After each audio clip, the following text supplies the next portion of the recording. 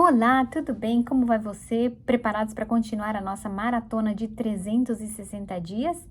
Para continuar, a gente está caminhando junto esses longos dias, já estamos no dia 73, meu Deus, 73 dias que a gente está junto aqui todos os dias, ouvindo um pouquinho da palavra de Deus, estudando um pouquinho mais, conhecendo mais, um jeito diferente da gente aprender a palavra de Deus, que é o quê? Pegar um versículo, um simples versículo e degustar, ver qual a profundidade daquele versículo, o que que ele fala para acrescentar algo na minha vida, o que que Deus, o que as pessoas inspirado pelo Espírito Santo escreveram naquele dia que eles fizeram isso, porque às vezes a gente pega um texto inteiro, você lê, você até tem uma visão dele, mas quando você é detalhista de pegar um por dia, ter a paciência de ouvir, de sentir, de pensar, o que que esse versículo, por que que ele está escrito aqui?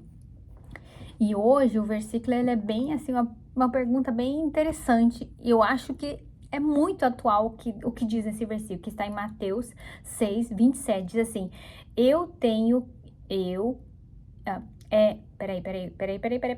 Lembra que eu tenho dislexia, pensa uma coisa, fala outra e não sei o que, né? Aliás, eu vou falar um pouquinho sobre dislexia. Você sabe o que é a pessoa que tem dislexia? A pessoa normal, ela usa 3 partes do cérebro para ler, para escrever. O dislexo tem 2. Então, eu estou ensinando meu cérebro a ler. Eu aprendi a ler com 20, 25, 26 anos. Eu não lembro exatamente da data, mas foi mais ou menos nesse período que eu comecei a ler e escrever, que eu comecei a praticar a leitura. Mas que eu tô praticando a leitura, assim, de verdade, é aqui com vocês. Ou seja, além de nós aprender a palavra de Deus, eu estou praticando aquilo que para mim é a coisa mais desafiadora da face da terra. Não existe nada mais desafiador para mim do que parar na frente desse telefone aqui, dessa câmera e ler alguma coisa. É bem desafiador. Porque uma pessoa normal tá ali ouvindo alguma coisa, bateu o olho, pum, pum, lê. Eu não, eu tenho que pensar, eu não enxergo direito, as letras caminho. É um desafio muito grande, mas eu lembro que eu recebi uma palavra há 12 anos atrás, que Deus vai me usar do jeito que eu sou. E que eu não tinha nenhum defeito aos olhos de Deus, porque Ele me fez assim para ser assim. Então, quem sou eu para reclamar de ter a dislexia, de ser alguém diferente das pessoas normal? Então, bora lá? Agora eu vou ler certo, né? Em nome de Jesus. E nenhum de vocês pode encobridar a sua vida, por mais que se preocupe com isso. Nenhum de nós pode acrescentar um único minuto na nossa vida se preocupando com ela. A gente pode, eu acredito assim, que Deus, ele determinou, do dia que a gente estava lá na barriga da nossa mãe, ele já determinou quantos dias eu vou viver, quantos dias você vai viver. Já está escrito no livro da vida. A Bíblia diz que no momento que a gente nasceu, Deus já escreveu o nosso nome no livro da vida. Já tem um livro escrito quantos dias eu vou viver. E ouvindo as histórias estudantes das línguas e não sei o que, eles chegaram a uma conclusão que existe um jeito da gente acelerar o nosso processo de ir embora, de morrer. Se eu não cuidar da minha saúde, tipo assim, se a gente lê a Bíblia, a gente vai ver que as pessoas antigamente viviam 900 anos, viviam 800 anos, 600 anos, e agora a idade mínima depende da pessoa, é 80, 60, máximo 120 anos. Eu quero chegar a 120, então eu tô tranquila com isso, que eu tenho muito que falar ainda, né? Quantos devocionais eu ainda vou fazer com isso, em nome de Jesus? Para isso eu tenho que cuidar da minha saúde, resistir à tentação daquele negocinho pretinho, suculento, assim. Tem que resistir, tem que ir mais para as coisas que Deus fez, né? Porque senão a gente acelera o processo. Quanto mais açúcar eu comer, mais perto de morar com o Senhor eu vou estar. Como eu não tô com pressa, que eu tenho muita coisa para fazer nessa terra, então eu prefiro dar uma evitadinha. De vez em quando, lá dar uma degustada, tudo bem. Mas o problema é aquele que é diário, todo dia. Eu tenho que comer e tenho que comer um docinho. Quando a gente pensa na perda que a gente vai ter talvez de ver nossos netos crescendo, ver nossos netos casando, ver os nossos bisnetos, ver os nossos tataranetos ali. E quando eu penso nisso, eu falo, vale a pena fechar a boca. Vale a pena. Tenho muito lugar para conhecer, tenho muito lugar para viajar, quero caminhar muito, quero fazer muita coisa ainda. Então, temos que se cuidar, temos que usar do dom mais precioso que a gente tem, que é cuidar da nossa vida, nós temos que cuidar com muita sabedoria, amém? E aqui fala, né, que não vai adiantar nada eu me preocupar com o dia de amanhã, que ao dia de amanhã a Deus pertence. A única coisa que nos pertence, que é nosso, que nós temos o poder, é cuidar do agora. Se você parou para ouvir esse vídeo, você tomou uma decisão. Porque você também, como eu, tá curioso para saber o que Deus está falando aqui nesse canal. Você também tá, como eu, curioso para saber qual informação que eu vou receber nesse dia. Talvez uma mensagem simples, uma palavra simples, mas que vai direto à sua necessidade naquele dia. Então, hoje nós estamos vivendo num tempo que muitas, não vou dizer a maioria, mas muitas pessoas estão sofrendo com síndrome do pânico, com depressão, com todas essas doenças que são psicossomáticas. Não sei se é essa palavra certa, se eu estiver errado, por favor, me perdoe, mas as doenças da alma.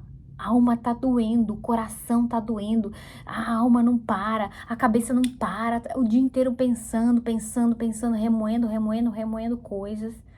E aí isso gera uma ansiedade. E a Bíblia diz, do que adianta? Não vai resolver nada você ficar ansioso. Por isso que a Bíblia diz que as nossas preocupações tem que entregar para Deus. A única coisa que eu tenho controle não é do ontem e nem do amanhã. Aliás, quando chegar amanhã, eu já falei aqui sobre isso, quando chegar amanhã vai ser hoje. Então, o que você tem que resolver na sua vida, resolve hoje. Não espere para amanhã para resolver o que você tem que resolver hoje. Entendeu? E sobre isso a gente tem muito assunto para conversar, muita coisa para pensar, para resolver, para decidir, mas eu te peço, em nome de Jesus, tome uma decisão hoje na sua vida de não se preocupar com aquilo que você não tem controle. A única coisa que eu tenho controle é do meu agora. O que eu tô fazendo nesse momento? Será que eu tô enchendo o bucho de sorvete que eu sei que vai me fazer mal? Eu lembro que há uns anos atrás eu fui no meu clínico geral, né? Que aqui chama Dr. Family, médico de família. Que aqui tem que ter seu médico de família. Você vai fazer algum exame, eles pedem qual é o seu médico de família. Você vai para emergência, qual é o seu médico de família? Eles mandam a mensagem lá, eles pegam os meus dados, aí eles vão dizer, Neuci, eu tenho que cuidar que você é alérgica a tal coisa. Então, é o doutor de família, o meu médico de cabeceira que vai me encaminhar para outros tipos de exames se eu precisar fazer alguma coisa. Mas geralmente quem faz isso, se eu ir para uma emergência, uma coisa, quem vai resolver isso é o meu médico de família. Ele me deu 2 conselhos. Ele falou, vocês estão muito bem, tá tudo bem com vocês, no caso eu e meu esposo. Aí ele falou assim, 2 coisas que eu vou pedir para vocês: não comem a gordura da picanha e nem tomem sorvete. Daquele dia em diante, o sorvete que antigamente eu gostava, saiu da minha dieta. Hoje eu até vou num lugar lá que vende aquele sorvete de frutas, né? Que é água com frutas batidas, assim, e eles fazem um gelato. É isso que eu como, a minha filha ama, então de vez em quando eu levo ela lá para fazer um momento de qualidade com ela, porque é uma coisa que ela ama. Mas se eu parar para tomar um pote de sorvete, ou o que seja, depois daquele dia, ele disse assim, vocês querem viver bastante saudável? Para com esse trem, para. Por que eu tô falando sobre isso? É uma decisão que eu tomo. Assim como eu não quero me preocupar que amanhã depois eu vou ter que ficar lá numa fila de hospital porque eu não pude controlar, pode desenvolver uma diabetes, pode desenvolver tantas coisas, doenças mentais, a pessoa de repente a cabeça, a gente vê pessoas com debilidade, perderam a noção das coisas, e quem tá coroando esse cérebro que era para viver saudável até os 900 anos, o porquê do açúcar, gente. O que falta falar? O açúcar é pior do que maconha. Não sei por que eu tô falando isso, mas enfim, se Deus tá me falando para falar isso, é para falar. Então a gente tem que se preocupar com as coisas que são realmente importantes. Quando eu vou fazer uma escolha lá, na hora que eu vou botar comida no meu prato, ou escolher o que eu vou comprar no mercado, porque às vezes enquanto você fala, eu não sei o que as minhas crianças vão comer, porque elas só querem comer tranqueira. Quem é que faz a compra na sua casa? É você? Porque se é você que faz as compras, não compra mais porcaria. E se alguém tá comprando pra você, você fala assim, ó, a partir de hoje, não compra mais tranqueira, porque eles só comem porque tem lá na casa deles. Como a gente não sai todo dia pra rua, de vez em quando eles vão pedir, você dá. Agora, ter lá no seu armário um monte de tranqueira, você tá induzindo o pobre da criança a comer isso. Minha filha, ela tinha predisposição a diabetes, assim, do último grau. A pediatra falou assim, olha, evitem doce até que vocês aguentar. Então, ela viveu, tipo, dos 4 meses até os 7 anos, praticamente, não comia nenhum tipo de doce. Hoje, ela já come de vez em quando alguma coisa, mas aquela predisposição, ó, evaporou. Todo o gene de diabetes foi embora. Por quê? Porque a gente fez uma limpeza ao longo de todos esses anos, tiramos todo o açúcar do sangue dela e reprogramamos o gene dela. E hoje eu fiz uma aula na, na minha escola e ele falou que realmente existe maneira de você mudar o seu gene, a sua mentalidade, se você mudar, reprogramar. Tipo assim, eu era comedor de açúcar, nunca mais vou comer. Você mudou o seu gene, ou seja, você vai viver mais por causa da sua escolha. Eu tenho aquela cabeça perturbada, só penso coisa ruim, só penso besteira. Isso gera memórias ruins. Ou eu tenho uma falta de perdão, não perdoei alguém lá no passado, mas isso fica voltando na minha memória. E cada vez que eu lembro daquela memória de dor, daquela tristeza que aconteceu lá no passado, é como se ela estivesse dentro do meu cérebro, é como se tivesse acontecido agora. Se eu lembrei, fulana, quando eu tava na escola, na primeira série, fulano pisou no meu dedo. Fulana pisou no meu dedo. Cada vez que eu falo isso, o meu cérebro entende que a fulana pisou no meu dedo hoje, agora, right now, aqui agora ela pisou no meu dedo. Porque eu tô falando isso, então isso gera mais uma memória de dor, memória de dor, memória de dor, memória de dor. Aí as pessoas ficam ansiosas, com depressão, com não sei o que, com não sei o que, porque não conseguem resolver as coisas do passado. Já acho que foi ontem que eu falei. O que é do passado, deixa no passado. Usa o passado somente para dizer, eu errei nesse lado, não vou errar de novo. Eu passei por aquela ponte, machuquei o pé. Não passa mais por ali, muda de rota. Não vale a pena a gente se preocupar, porque nós não vamos conseguir acrescentar nenhum dia na nossa vida por causa da preocupação. Se preocupe sim com coisas que realmente importam, com a sua saúde, mas lembrando, não é o se preocupar de não vou conseguir dormir, mas é assim, o que eu vou colocar no meu prato para mim comer, o que eu vou comprar no mercado para botar dentro da minha casa para minha família comer. Essa é uma preocupação que você tem que ter, um zelo pelas coisas que estão na nossa responsabilidade. O dia de amanhã não pertence a nós, pertence a Deus. Porque quando chegar amanhã, que é a nossa vez de governar, vai ser hoje. Vai ser hoje de novo. E aí, o que eu fiz com isso? Né? Amém, gente? É essa mensagem que eu tenho para entregar hoje. Tenho muita coisa para falar, mas eu vou parar por aqui, porque senão eu emendo aqui e não paro mais.